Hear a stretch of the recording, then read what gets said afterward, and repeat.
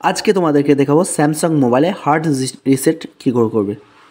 Hard reset করতে গেলে প্রথমে তোমাদেরকে পাওয়ার অফ, মিডল কি অ্যান্ড পাওয়ার কি এই তিনটেকে একসঙ্গে তোমাদেরকে প্রেস করতে হবে।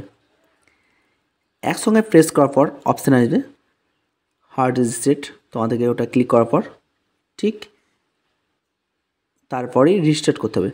রিস্টার্ট হওয়ার সময় একটু টাইম নেবে, কারণ এটার মোবাইলটা হলো স্যামসাং J7। তোমরা দেখতে পাচ্ছ 255টা তোমার অ্যাপ এখন লোড হবে, তার জন্য একটু ওয়েট করতে হবে। এটা একটু টাইম নেবে যেহেতু স্যামসাং J7। এটা একটু টাইম দেওয়ার পর তোমাদেরকে পুরো প্রসেসটা দেখাবো। তোমরা যদি কখনো প্যাটার্ন লাগিয়ে ফেলো, খুলতে না পারো, তখন তোমাদেরকে এই ট্রিক ইউজ করে প্যাটার্নটাকে খুলতে হবে।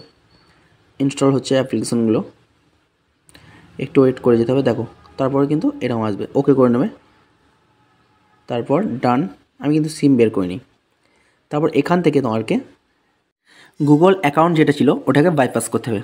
চলো বাইপাস কীভাবে করবে সেটাও তোমাদেরকে দেখিয়ে দিচ্ছি। যে ইমেল আইডি ছিল সেটা তোমরা যদি জানো খুব ভালো হয়। আমি তো জানতাম, ওই জন্য খুব সহজেই ইমেলটাকে বাইপাস করে নিলাম। চলো তোমাদেরকে দেখিয়ে দিচ্ছি।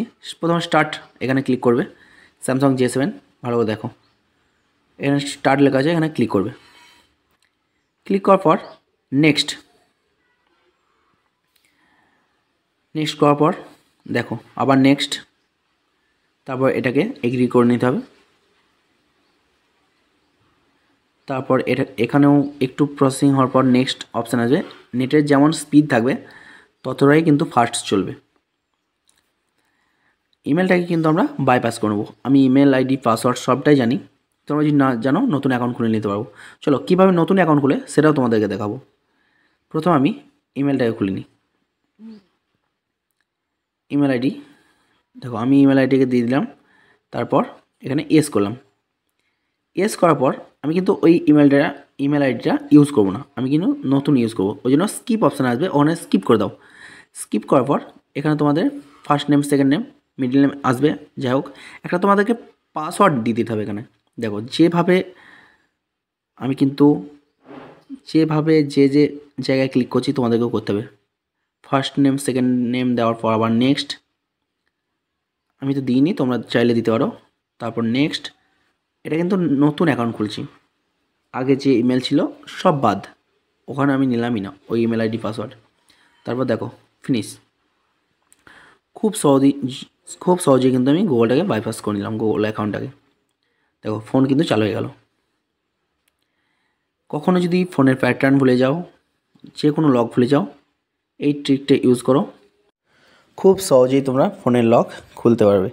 যদি না খুলতে পারো ফোনের লক, তাহলে অবশ্যই আমার ভিডিওতে এসে কমেন্ট করো কোন জায়গায় প্রবলেম হচ্ছে বলো, আমি তোমাদের ওটা নিয়েও ভিডিও করে দেখাবো। যে চ্যানেলটাকে সাবস্ক্রাইব করনি অবশ্যই চ্যানেলটাকে সাবস্ক্রাইব করে দাও। আর আমার ভিডিও ভালো লাগলে ভিডিওটাকে লাইক করো। এই ধরনের ভিডিও পেতে নোটিফিকেশানটা অন করে দাও। ভিডিও ছাড়ার সাথে সাথেই তোমাদের মোবাইলে নোটিফিকেশান বারে শো করবে। তো আজকে ভিডিও এই পর্যন্তই, দেখা হচ্ছে পরের ভিডিওতে। Bye bye. ভিডিওটা কেমন হয়েছে কমেন্ট করে জানিও। Bye bye.